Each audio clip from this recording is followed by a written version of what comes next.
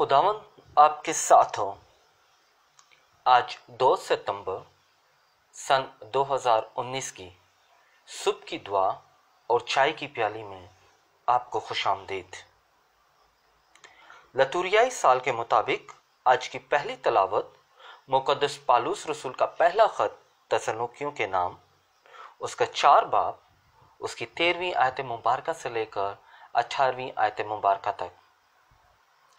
आज का ज़बूर 96 उसकी पहली और तीसरी, फिर चौथी से 5वीं, फिर 11वीं से 12वीं और फिर 13वीं आयत मुबारका। आज की अंजील मुकद्दस बा मुताबिक मुकद्दस लूका, उसका 4 बाब और उसकी 16वीं आयत मुबारका से लेकर 30वीं आयत मुबारका तक। आज की अंजील मुकद्दस हमें बताती है कि खुदावंद यीशु मसीह जो हैं वो अपनी एलानिया ज़िंदगी का आगाज़ करते हैं और उसके बाद जो हैं वो अपने वतन में जाते हैं जहाँ पर वो मनादी करते हैं और फिर कुफ्रनहूम के इबादत खाने में। इन सारी इक़्तिबास में जो चीज़ यानी जिस पे आज मैं ध्यान और ज्ञान करना चाहूँगा वो है 16वीं आयत।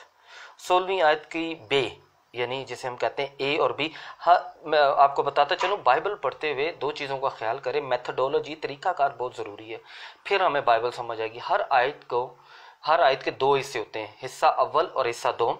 उसे उर्दू में कह सकते हैं अलिफ और बे, इंग्लिश में उसे कहते हैं ए एंड बी।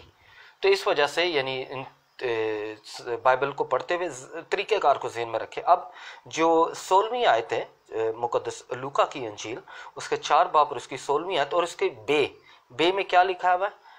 और अपने दस्तूर के मुताबिक सब्बत के दिन इबादत खाने में गया। यहाँ पर हम तफसील में नहीं जाएंगे कि यानी सब्बत हफ्ता होता है और क्या किया जाता है उस दिन, मगर हम मसीहियों के लिए जो सब्बत है वो है इतवार का रोज़।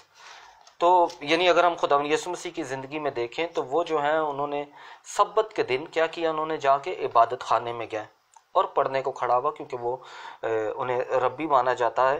तो इस वजह से उनके हाथ में तो मार दिया गया।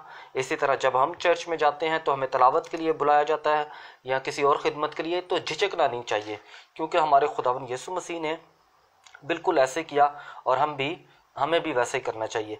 मैं सिर्फ एक हवाला देता जाऊँ सब्बत के हवाले से, फिर आगे बढ़ेंगे। अंजील मुकद्दस बा मुताबिक मुकद्दस यूहन्ना, उसका 20 बाब और उसकी पहली आयत। क्योंकि यहूदियों का जो सब्बत है वो है हफ्ता, क्योंकि हमारा खुदावंद यीशु मसीह जो है वो इतवार को जी उठे, तो हमारा सब्बत जो है वो बनता है इतवार। हवाला मैं आपको दे देता हूँ, फिर किसी टाइम इस पे तफसील से बात करेंगे सब्बत किस तरह मसीहियों के लिए क्या है और यहूदियों के लिए क्या है। तो 20वीं आयत की पहली आयत में लिखा हुआ है हफ्ते के पहले दिन। हफ्ते के पहले दिन से मुराद क्या है कि यानी इतवार यानी हफ्ते के पहले दिन यानी इतवार। तो इतवार के पहले दिन, और हमें पता है कि इतवार के पहले दिन, हफ्ते के पहले दिन क्या होता है? खुदावंद यीशु मसीह मुर्दों में से जी उठे थे, जिसका मतलब ये है कि खुदावंद यीशु मसीह जो है वो अब ज़मीन पर नहीं बल्कि आसमान पर रहते हैं। यहाँ पर जो मैंने एक चीज़ जो बताना चाहता हूँ कि सब्बत के दिन इबादत खाने में गया। हमारे बहुत सारे ऐसे बहन भाई हैं जिन्हें मैं ज़ाती तौर पे भी जानता हूँ। अमूमन ये देखा गया है कि सब्बत के दिन, इतवार के दिन, that is a day for them, is a cleaning day, यानी उनके लिए ये सफाई का दिन होता है। मैं इस चीज़ पे भी यकीन करता हूँ कि सारा हफ्ता हम काम करते हैं, जिसकी वजह से हम घर पे इतना वक्त नहीं दे पाते। तो कपड़े धोना और दूसरी चीज़ें जो हैं वो हम अमूमन सब्बत के दिन करते हैं, यानी इतवार के रोज़ करते हैं। मगर खुदा का कलाम हमें कहता है कि सब्बत के दिन जो है पहली चीज़ खुदावंद यीशु मसीह की तरह क्या है? इबादत खाने में जाना, यानी इबादत करना, पहली चीज़। फिर दूसरी चीज़ ये है, इसे कहा जाता है the day of rest and Holi. मैं इस पे बात करूंगा, ये दूसरा पॉइंट है हमारा, मगर पहली बात आपको बताता चलूं कि खुदा जो है उसने खुद जो है वो सब्बत मनाया। किस तरह उसने मनाया?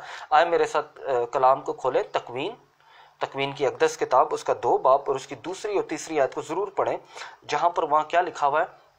दूसरी आयत में कुछ यूँ लिखा हुआ है, और खुदावन ने 7वें दिन अपने काम से जो कर चुका फारिग हुआ और उसने 7वें दिन अपने सब काम से जो कर चुका आराम किया, और खुदा ने 7वें दिन को बरकत दी और उसे मुकद्दस ठहराया।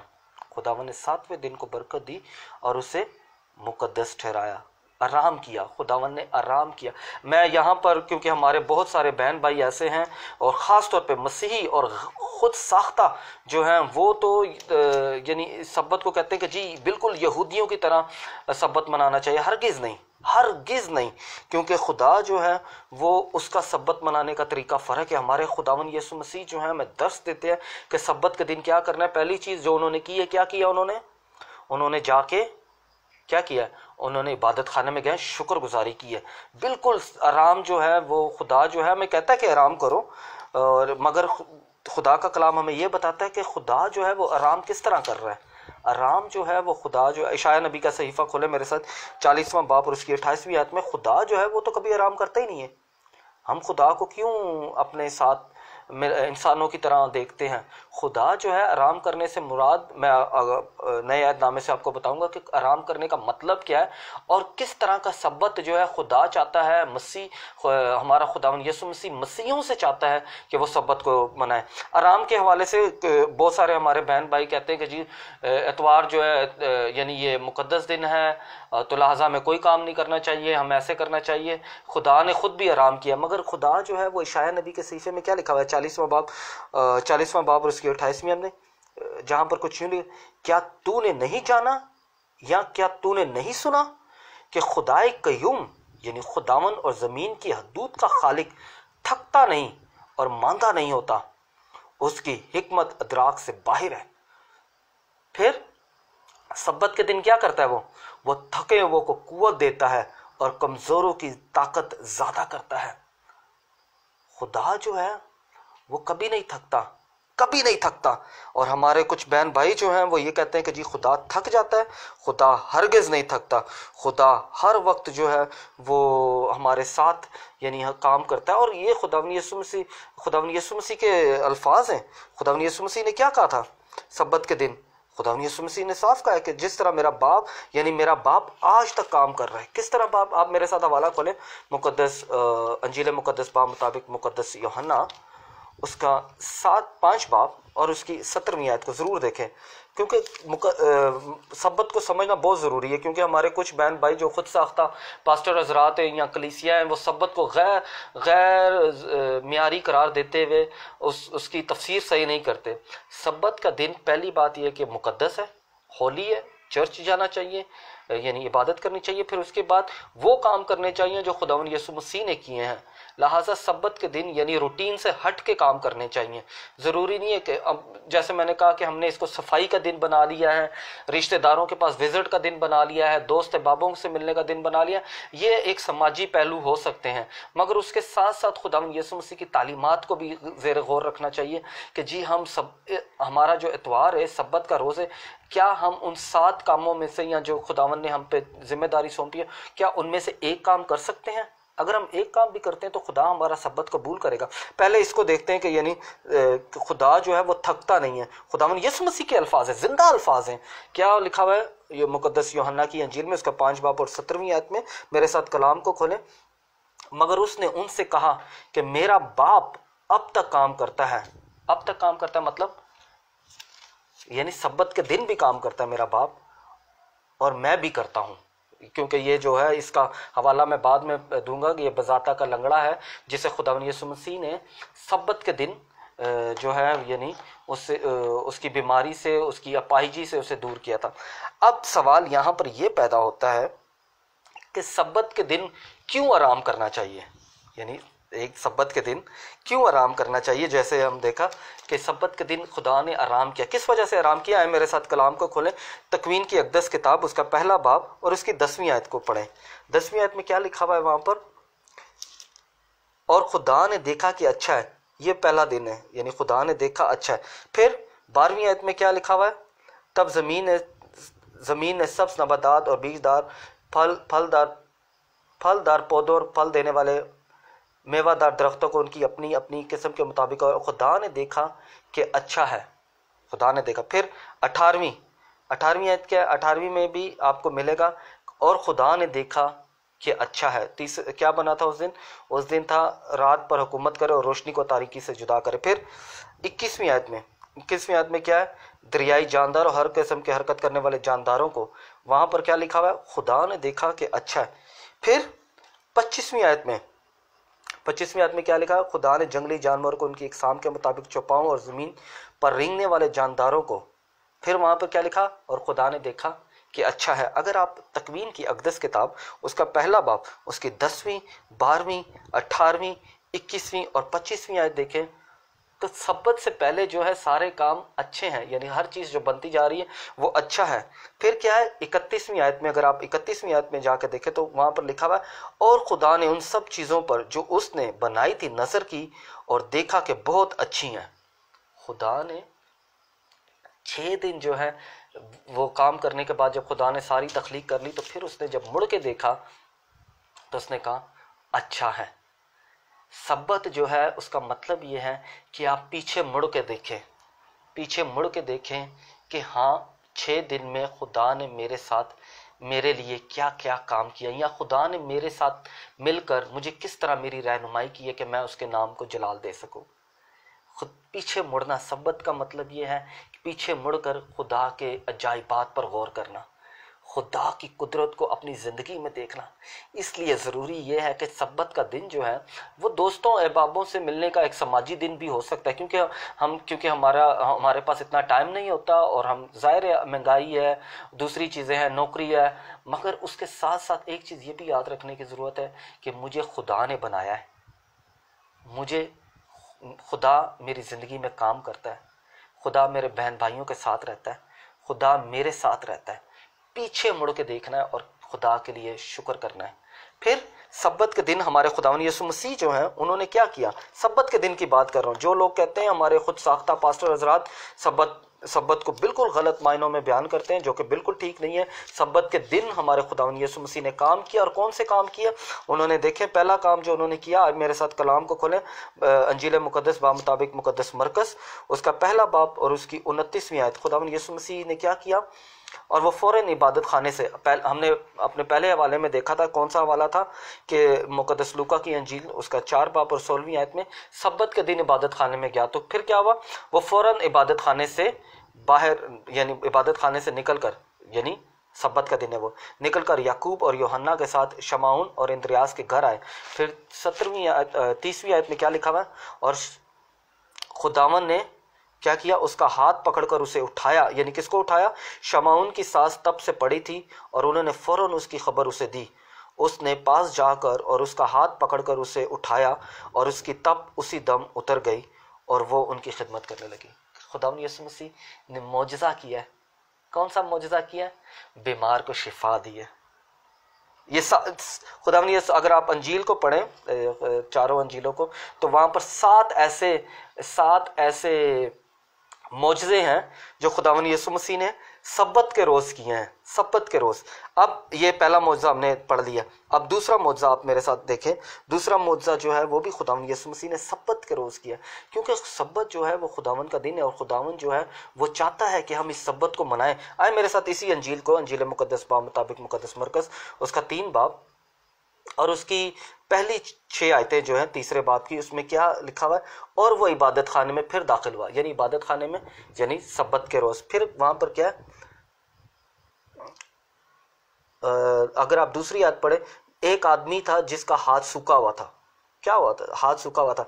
फिर 6ठी आयत में देखें, वहाँ पर क्या लिखा हुआ है, अपना हाथ बढ़ा और उसने बढ़ा दिया और उसका हाथ बहाल हो गया। खुदावंद यीशु मसीह ने सब्बत के दिन किसको शिफा दी, जिसका हाथ सूखा हुआ था, यानी ये दूसरा मौजज़ा है। फिर तीसरा मौजज़ा क्या है, आए मेरे साथ कलाम को खोले, अंजील मुकद्दस बाब मुताबिक मुकद्दस यूहन्ना उसका 9 बाब और उसकी पहली आयत से लेकर 16वीं आयत तक। 9 खुदावंद यीशु मसीह जो है उन्होंने 7 ऐसे मौजज़े की सब्बत के रोज़ किए हैं जो हमें इशारा करते हैं कि हमने भी सब्बत के दिन 7 काम करने हैं जो हम खुदावंद यीशु मसीह से मिलाएंगे। सब्बत के रोज़ अगर आप देखें तो पैदाइशी अंधे को खुदावंद यीशु मसीह ने शिफा बख्शी। किस तरह, अगर आप यूहन्ना की अंजील उसका 9 बाब और उसकी पहली 16 आयतें पढ़े तो खुदावंद यीशु मसीह एक शख्स को देखता है जो पैदाइशी अंधा होता है। तो क्या होता है, वो खुदावंद यीशु मसीह उसकी आंखों उसने यानी 11वीं आयत में लिखा, उसने जवाब दिया कि उस शख्स ने जिसका नाम यीशु है मिट्टी गूंदी और मेरी आंखों पर लगाई और मुझसे कहा कि सलूम के तालाब में जा और धो ले। बस मैं गया और धो लिया और बीना हो गया। खुदावंद यीशु मसीह ने उसे सब्बत के रोज उसे शिफा बख्शी। फिर क्या होता है, खुदावंद यीशु मसीह जो है वो एक औरत को शिफा बख्शते हैं। मेरे साथ कलाम को खोलें, मुकद्दस लूका की अंजील उसका 13वां बाब और उसकी 10वीं आयत से लेकर 17वीं आयत में वहाँ पर क्या लिखा हुआ है। यानी मुकद्दस लूका की अंजील उसका 13वां बाब और उसकी 10वीं आयत से 17वीं आयत में कुबड़ी औरत जो है सब्बत के दिन वो किसी इबादत खाने में तालीम देता था। किस दिन? सब्बत के दिन। यानी ये चौथा हो गया हमारा मौजज़ा। क्योंकि मैं सारा नहीं पढ़ूंगा इसलिए मैं आपको हवालाजात बताता जा रहा हूँ कि कुबड़ी औरत जो 18 वर्ष से बीमार थी, खुदावन ने उसे शिफा बख्शी। फिर 14वें बाब में लूका की अंजील उसका 14वां बाब और उसकी पहली आयत से लेकर 6ठी आयत में क्या लिखा हुआ है। वहाँ पर लिखा हुआ है कि खुदावन जो है वो एक मुस्ताकी शख्स था और क्या हुआ कि जब उसने उसे छुआ तो वो उसने शिफा पाई। खुदा जो है वो हमें शिफा देता है सब्बत के रोज़। ये हमारा 5वां मौज़ा होगा। छठा मौज़ा कौन सा है खुदावन का जलाल का? वो सब्बत के रोज़ हैं। ये वो मौज़े हैं जो खुदावन ने सब्बत के रोज़ किए हैं, क्योंकि सब्बत का रोज़ जो है वो खुदावन का है। तो खुदावन जो है, खुदावन यीशु मसीह जो है वो सब्बत के रोज़ मौज़े करते हैं। आए मेरे साथ कलाम को खोले। यहाँ पर छठा हवाला जो मैं देना चाहता हूँ मुकद्दस मरकज़ की अंजील उसका पहला बाब और उसकी 21वीं आयत से लेकर 28वीं आयत तक है। सब्बत के रोज़ जो है खुदा मौज़े करता है। 21वीं आयत से लेकर मुकद्दस मरकज़ की अंजील उसका पहला बाब 21वीं आयत से लेकर 18वीं आयत तक खुदावन क्या कर रहा है। यीशु ने से यानी जब इबादत खाने, अगर आप 21वीं आयत पढ़े, फ़ौरन सब्बत के दिन इबादत खाने में जाकर तालीम देने लगा। फिर क्या हुआ? 25वीं आयत में क्या लिखा हुआ है? मैं तुझे जानता हूँ। यानी एक बदरू थी। अगर आप 23वीं आयत को पढ़ें जिसमें नापाक रूह थी, तो वो खुदावंद यीशु मसीह 25वीं आयत में से क्या कह रहे हैं? मैं खुदावंद यीशु मसीह और बदरू का जब टाकरा होता है तो बदरू से क्या कहती है? मैं तुझे जानता हूं कि तू कौन है, कद्दूस खुदा। यीशु ने उसे डांटा और कहा चुप रह, इसमें से निकल जा। तब नापाक रूह उसे मरोड़ कर और बड़ी आवाज से चिल्लाकर उसमें से निकल गई। छठा मौजज़ा सब्बत के रोज। फिर 7वां मौजज़ा क्या होता है? आए मेरे साथ कलाम को खोले। अंजील मुकद्दस बा मुताबिक मुकद्दस यूहन्ना उसका 5 बाब और उसकी पहली आयत से लेकर 18वीं आयत तक, जो मैंने पहले भी आपको एक हवाला दिया था 17वीं आयत का कि मेरा बाप अभी तक काम कर रहा है सो मैं कर रहा हूँ। 38 साल से एक बंदा जो था वो लंगड़ा यानी उस तालाब के पास था जहाँ पर फरिश्ता, खुदा का फरिश्ता जो है वो उतरता था। वहाँ पर खुदावंद यीशु मसीह से क्या कहते हैं 8वीं आयत में? यीशु ने उससे कहा उठ और अपना कटोला उठाकर चला जा। फिलहाल वो शख्स तंदुरुस्त हो गया और अपना कटोला उठाकर चला गया। फिर क्या लिखा हुआ है? वो दिन सब्बत का था। 7 ऐसे मौजज़े हैं जो खुदावंद यीशु मसीह ने सिर्फ सब्बत के दिन किए हैं, सिर्फ सब्बत के दिन। अब मैं यहाँ पर आपको दावत देता हूँ कि खुदावंद यीशु मसीह ने हमें 7 काम करने के लिए कहा है। और कौन से हैं वो 7 काम? रहम के 7 काम। कि जब मैं भूखा था तुमने मुझे खाना खिलाया, जब मैं नंगा था तुमने मुझे कपड़े पहनाए, जब मैं परदेसी था तुम मेरे पास आए, जब मैं बीमार था तुमने मेरी तमाददारी की। खुदावन हमसे चाहता है कि हम सब्बत के रोज़, हमारा सब्बत इतवार है, खुदावन यीशु मसीह जी उठा है। आए अपने जब रिश्तेदारों के साथ प्लान करते हैं या किसी के पास जाने का प्लान करते हैं या कोई भी काम करते हैं, इन 7 कामों में से हमारे खुदावन यीशु मसीह ने सब्बत के रोज़ 7 मौजज़े किए हैं। क्या हम सब्बत के रोज़ एक काम भी कर सकते हैं? क्या हम किसी भूखे को खाना खिला सकते हैं? किसी यतीम के सर पर हाथ रख सकते हैं? किसी गरीब की मदद कर सकते हैं? किसी बीमार के पास तीमारदारी के लिए जा सकते हैं? क्योंकि खुदावन चाहता है कि हम सब्बत को अच्छे तरीके से मनाएं। आए खुदावन के सब्बत को मनाते हुए हम अपनी बहन के लिए दुआ करते हैं। सऊदी अरब से हमारी बहन है जिन्होंने बड़े खलूस और मोहब्बत से हमें प्यार से दुआ करने के लिए कहा है। खुदावन उनके बच्चों को बड़ी बरकत दे, उनके हस्बैंड को बड़ी बरकत दे, जो ख़ानदान में ख़ास तौर पर फाइनेंशियल क्राइसिस हैं, नौकरी के हवाले से प्यारा खुदावन उसे दूर करे। साथ ही साथ हम दुआ करते हैं, हमारी कराची से बहुत ही प्यारी फैमिली है, उनकी 2 बेटियां बीमार हैं। प्यारा खुदावन मैं आपके साथ मिलकर उनके लिए दुआ करता हूँ कि प्यारा खुदावन शिफा बरा हाथ बढ़ाए, उन्हें छुए और शिफा बख्शे। इसके अलावा उन अपने तमाम बहन भाइयों के लिए भी दुआ करते हैं, जो हमें दुआ के लिए हमेशा कहते हैं कि प्यारा खुदावन उनकी तमाम मुश्किल परेशानियों को दूर करे। खुदावन उन्हें फजल बख्शे कि सब्बत का दिन जब वो पीछे मुड़कर देखें और कहें कि खुदावन तेरा शुक्र हो, खुदावन तू भला है, खुदावन तू नेक है, खुदावन तू करने वाला है।